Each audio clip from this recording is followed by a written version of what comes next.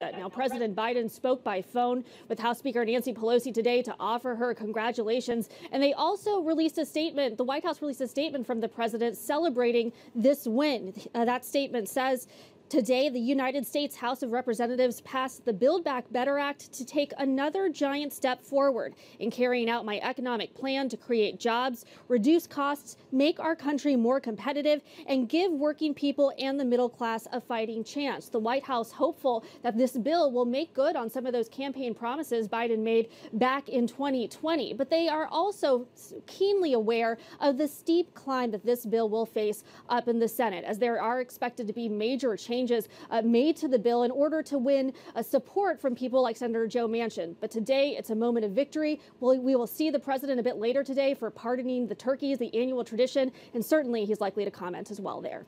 I want to bring in Washington Democratic Congresswoman Pramila Jayapal, chair of the Progressive Caucus. It's so good to have you here. Thanks for rushing off the floor. Look, I saw the statement that the caucus just put out. You called this transformational legislation that should deliver immediate, tangible change. Tell us about that change and what you think this vote means.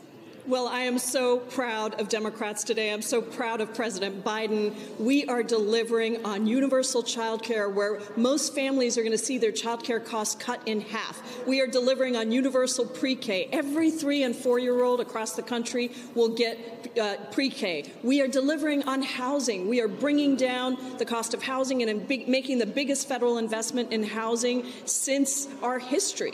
And we are taking on climate change and really cutting carbon emissions with a $500 billion investment in taking on climate change. We're also bringing down the cost of pharmaceutical drugs. But families are going to see that they're going to be able to pay $35 for insulin instead of hundreds and hundreds of dollars for insulin. So we're cutting costs across the board. We're investing in our next generation. We're investing in our planet. We're investing in our immigrants. And it is a big day for the country as we move this bill one step closer. Of course, the Senate needs to do its job now, but I am confident we are going to get that done. If we can, Congresswoman. I know you wanted assurances from Senators Manchin and Sinema before this vote happened. You didn't get them. How concerned are you about potential changes to the bill once it goes to the Senate? How optimistic are you that it gets passed looking very much like it does now?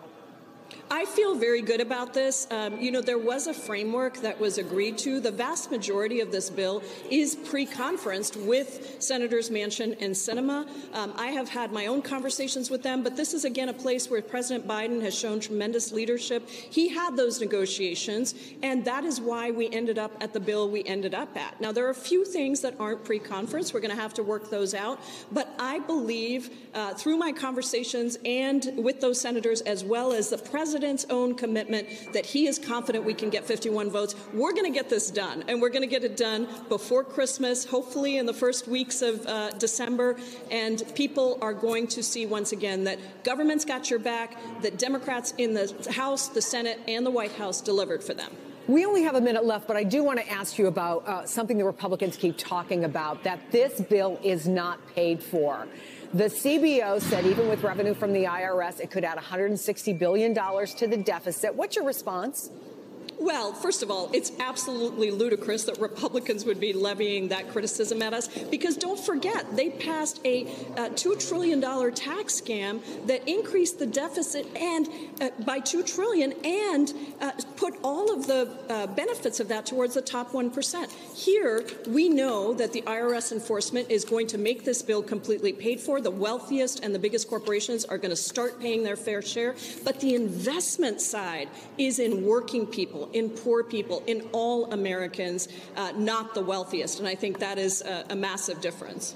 Congresswoman Pramila Jayapal, congratulations, and thank you so much, as I said, for rushing off the floor and coming to talk to us after the Build Back Better bill passes the House today. Thank you. Good to see you. Thank you.